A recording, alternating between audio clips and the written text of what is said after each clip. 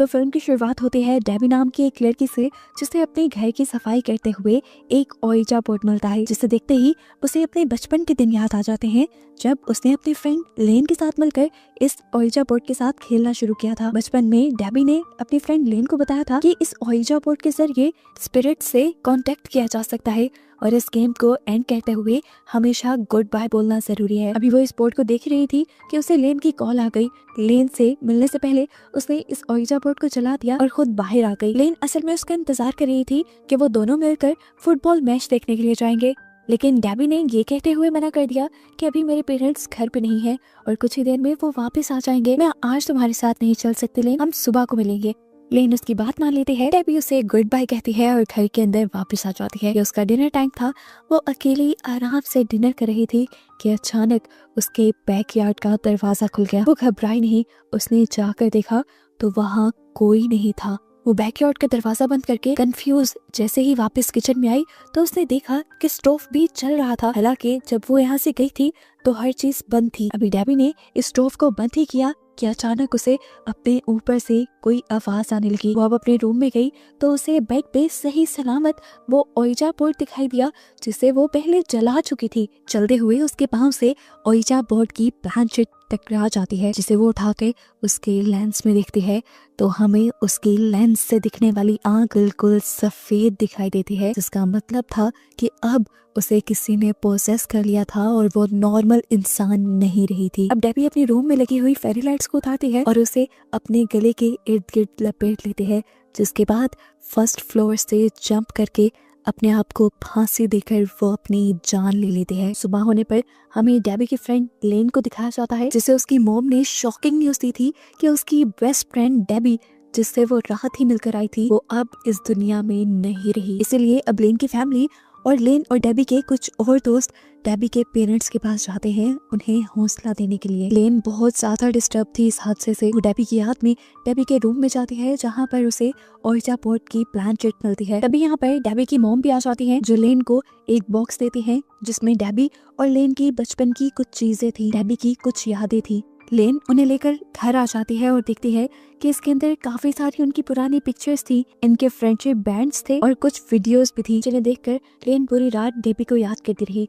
और अगले दिन जब वो स्कूल गई तो उसने अपने फ्रेंड से शेयर किया कि डेबी के मरने के बाद भी मुझे ऐसा ही लग रहा है कि जैसे डेबी मरी ही ना हो, वो मेरे इर्द गिर्द कहीं हो और मुझे लगता है कि जैसे वो मुझसे कुछ कहना चाहते हो। मैं उससे बात करना चाहती हूँ और बात करने का उनके पास एक ही तरीका था, वो था ओइजा बोर्ड। अब लेन अपनी सिस्टर सारा और अपने फ्रेंड ग्रुप के साथ ओइजा बोर्ड ट्राई करने का डिसाइड करती है ताकि वो डेबी से बात कर पाए। ये लोग इस गेम को डेबी के घर ही खेलने का डिसाइड करते हैं क्योंकि डेबी के वहाँ पर होने के चांसेस ज्यादा थे। अब लेन जाकर उसके रूम से ओइजा बोर्ड और प्लानचेट उठा लाती है, जिसके बाद ये सभी लोग गेम खेलना स्टार्ट कर देते हैं। सभी ने अपनी फिंगर्स प्लानचेट पर रख दी थी। ये लोग सबसे पहले सवाल करते हैं कि अगर हमारे अलावा कोई भी चीज यहाँ पर है तो वो हमें अपनी मौजूदगी का एहसास दिलवाए। पहले तो कुछ नहीं होता, लेकिन कुछ ही मिनट बाद एकदम से प्लानचेट यस पे मूव हो जाती है, यानी इसका मतलब कोई यहाँ पर था। इसके बाद प्लानचेट मूव करते हुए हाय फ्रेंड्स बनाती है, यानी जो भी चीज यहाँ पे थी वो इन सबको कह रही थी हाय फ्रेंड्स। अब इन्होंने सवाल किया कि तुम कौन हो। प्लानचेट डी पे मूव हो गई, जिससे नहीं लगा कि वो डेबी ही है। इन्होंने डेबी से अपने दिल की बातें कहना शुरू कर दी कि वो डेबी को बहुत याद करते हैं। इसके बाद ये लोग भी गुड बाय कर देते हैं और फिर प्लानचेट भी दोबारा से गुड बाय पे आ जाता है, जैसे वो सोल, वो स्पिरिट भी इनसे गुड बाय कह रही हो। गुड बाय पे आते ही इनके घर की लाइट जा चुकी थी। ये लोग बहुत ज्यादा हैरान हो जाते हैं कि एकदम से लाइट्स कैसे चली गई। अब लेन और उसके दो साथी मोबाइल की फ्लैशलाइट लिए मेन स्विच चेक करने के लिए जाते हैं। लेन इसी टाइम चलते हुए जब किचन के पास से गुजरी तो उसे वहाँ पर स्टोव चलता हुआ दिखाई दिया। अभी उसने स्टोव बंद ही किया था कि उसके आगे जाने वाला पीठ एकदम से चिल्लाया। उसके सामने शीशा था। ये सब जब उसके पास आए तो उससे पूछा क्या हुआ तुम्हें। पीठ ने बताया कि मैंने अभी अभी शीशे में किसी की परछाई देखी थी और तभी किसी ने मुझे पीछे से धक्का दे दिया, मेरा हाथ शीशे पे लगा और जख्मी हो गया।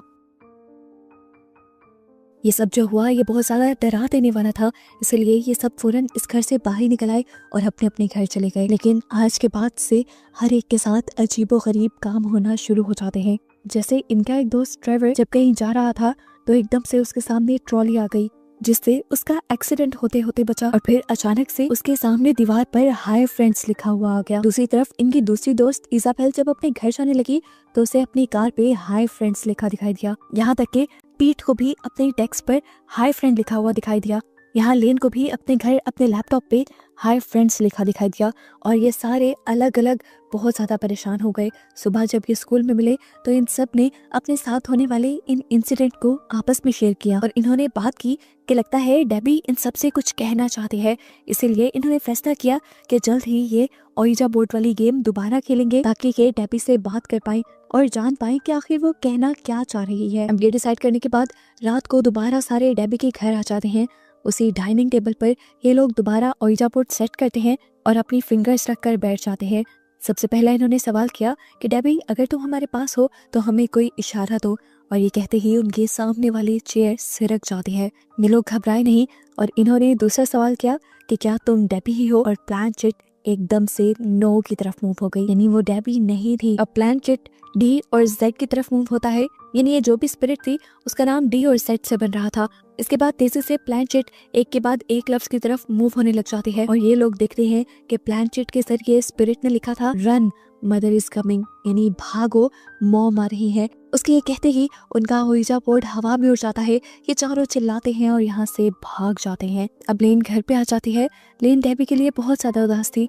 वो दोबारा डेबी की वीडियोस देखने लगी और इन्हीं वीडियोस में से डेबी ने एक वीडियो में इस ओइजा बोर्ड के बारे में बताया था। ये ओइजा बोर्ड असल में डेबी का नहीं था, उसे तो ये इसी घर से मिला था जो पुराने घर के ऑनर्स का था। उसे मिला था ये एटिक की सफाई करते हुए। ये जानकर लेन ने फैसला किया कि वो अगले दिन डेबी के एटिक में जरूर जाएगी। असल में वो जानना चाहती थी कि जो सोल्स उनसे बातें कर रही हैं वो कौन है और क्या उनका ताल्लुक डेबी के घर में रहने वाले पुराने लोगों से तो नहीं। अगले दिन वो एटिक में चली जाती है और वहाँ पुरानी रहने वाली फैमिली की उसे काफी सारी चीजें मिलती हैं और पिक्चर्स भी। और यहीं से उसे ये भी पता चल जाता है कि पहले इस घर में जेंडर फैमिली रहा करती थी, जिनके बारे में जब वो सर्च करती है तो उसे शॉकिंग न्यूज पता चलती है। इस फैमिली में 3 औरतें थी, एक मदर और 2 बेटियां, जिसमें से एक का नाम डोरिस और दूसरी का नाम पॉलिना था। यहाँ पर जो कुछ भी हुआ था वो बिल्कुल नॉर्मल नहीं था। छोटी बहन डोरिस एक अजीब तरीके से इस घर से गायब हो गई थी और पूरी दुनिया से आज तक उसका कोई सुराग नहीं मिला। जबकि उसकी बड़ी बहन पॉलिना, उसे उसके मॉम के मर्डर के जुर्म में गिरफ्तार कर लिया गया था और जब उसे रिहा किया गया तो तब उसे मेंटल हॉस्पिटल में छोड़ दिया गया। अब लेन पॉलिना से मिलने का फैसला करती है ताकि वो जान पाए कि आखिर उस घर में चल क्या रहा है। वो पॉलिना से मिलती है और उनसे ये जानने की कोशिश करती है कि आखिर उस घर में ऐसा क्या है जिसने उनसे बात की। तो पॉलिना ने अपनी फैमिली का बैकग्राउंड बताना शुरू किया। उसकी मॉम असल में ऐसे ही बहुत से स्पिरिचुअल रिचुअल्स किया करती थी जिनसे वो स्पिरिट से कांटेक्ट कर पाए। एक वक्त में वो सिर्फ अपने हस्बैंड से ही कांटेक्ट करना चाहती थी, लेकिन बाद में उन्होंने अपना बिजनेस बना लिया। उन्हें एक ऐसा मीडियम चाहिए था जो स्पिरिट्स की आवाजें उन तक पहुंचा सके। इसीलिए उसकी मॉम ने डोरिस को यानी अपनी छोटी बेटी को उन स्पिरिट्स के साथ कनेक्ट कर दिया और फिर स्पिरिट्स उसकी आवाज लेकर बोलने लगी। स्पिरिट्स की आवाजें पहले तो उसकी मॉम की बहुत मदद करती रहीं, लेकिन फिर एक दिन ये आवाजें कंट्रोल से बाहर हो गई। उसकी मॉम जब इन आवाजों पे कंट्रोल नहीं ला पाई तो उन्होंने डोरिस के होंठ ही सी दिए ताकि डोरिस कुछ बोल ना सके और उनका स्पिरिट से कनेक्शन बने ही ना। लेकिन उनके ऐसा करते ही वहाँ बहुत कुछ गलत हो गया। डोरिस अजीब तरीके से गायब हो गई और आज तक उसका कुछ पता नहीं चला। अब पॉलिना लेन को बताती है कि क्योंकि तुमने वो ओइजा बोर्ड यूज किया है इसीलिए तुम्हारा और डोरिस का एक कनेक्शन बन गया है। हो सकता है कि तुम्हें डोरिस की लाश मिल जाए जो बाकी सबको नहीं मिली। वो डोरिस को अपने घर में बना एक बेसमेंट का कमरा बताती है जो कि खुफिया था और किसी को भी उसके रास्ते का नहीं पता था। पॉलिना को लगता था कि उसकी बहन की लाश वहाँ पे हो सकती है। पॉलिना बताती है कि इन सब चीजों को खत्म करने का बस एक ही तरीका है कि तुम जाओ डोरिस की लाश को ढूंढो और उसके होंठों को खोल दो, जिसके बाद वो आजाद हो जाएगी और तुम लोग भी इन सारी चीजों से आजाद हो जाओगे। लेन घर आकर ये सारी बातें अपने दोस्त को बताती है। सभी लोग जो डरे हुए थे वो अपने आप को किसी मुश्किल में डालना नहीं चाहते थे, इसीलिए उन्होंने फैसला किया कि वो पॉलिना के कहे के मुताबिक डोरिस की लाश को ढूंढकर उसके होंठ काट देंगे ताकि सब दोबारा से बिल्कुल नॉर्मल हो जाए। अब लेन की बहन सारा, ड्राइवर और पीट चारों डेबी के घर के अंदर उस बेसमेंट में चले जाते हैं जिसका पॉलिना ने बताया था। इस बेसमेंट में जाते ही इन सब के साथ बहुत अजीब होता है। बेसमेंट के अंदर जाते ही लेन के अलावा सबके ऊपर किसी ने हमला कर दिया और वो सब बेहोश हो गए। ये असल में डोरिस की मॉम थी, जिनकी भी मौत यहीं पर हुई थी। लेन अब इस लेडी से बचते हुए आखिर उस जगह तक पहुंच जाती है जहां पर डोरिस की लाश थी। उसके होंठ अभी भी सिले हुए थे। लेन ने जल्दी से उसके होंठों को काट दिया और यहाँ से उसकी मदर की सोल आजाद हो गई। इस दुनिया से ही चली गई अपनी सोल्स वाली दुनिया में। एक मुसीबत तो खत्म हो गई, लेकिन ये नहीं जानते थे कि एक मुसीबत खत्म करते ही इन्होंने एक बहुत बड़ी मुसीबत मोल ले ली। डोरिस के होंठ काटने की वजह से अब डोरिस की सोल को आवाज मिल चुकी थी।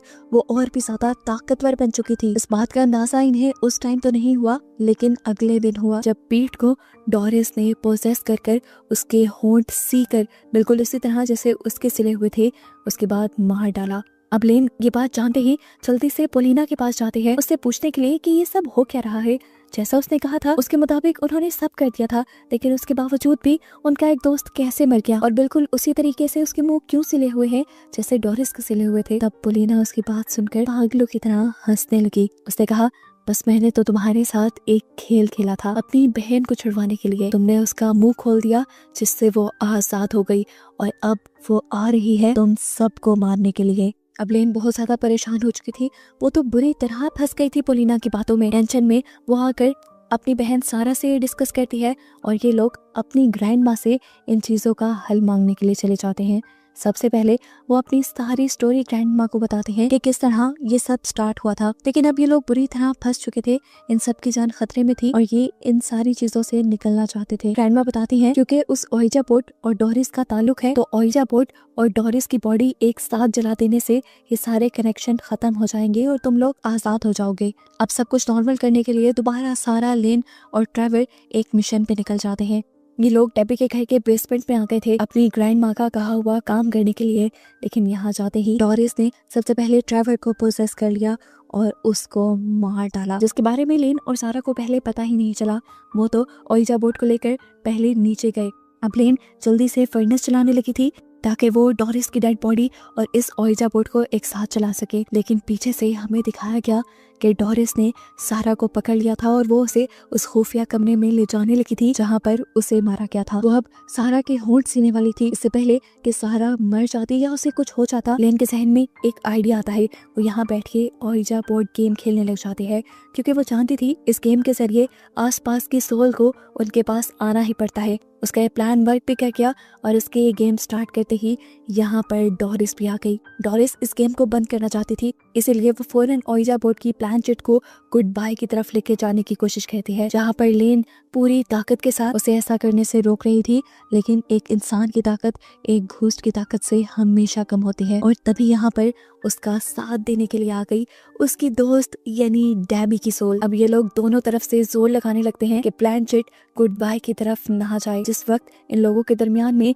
इस प्लान चिट को लेकर लड़ाई चल रही थी, पीछे से सारा ने मौका दिखा और उठकर जल्दी से डोरिस की लाश को उठाकर फर्नेस में फेंक दिया और उसी टाइम लेन ने भी ओइजा बोर्ड को उठाकर फर्नेस में फेंक दिया, गेम खत्म किए बगैर ही। उन दोनों के ऐसा करते ही यानी एक साथ ओइजा बोर्ड और डोरिस की लाश के चलते ही डोरिस की आत्मा यानी डोरिस की स्पिरिट इस दुनिया से चली जाती है और ये लोग अब अपने मिशन में कामयाब हो जाते हैं।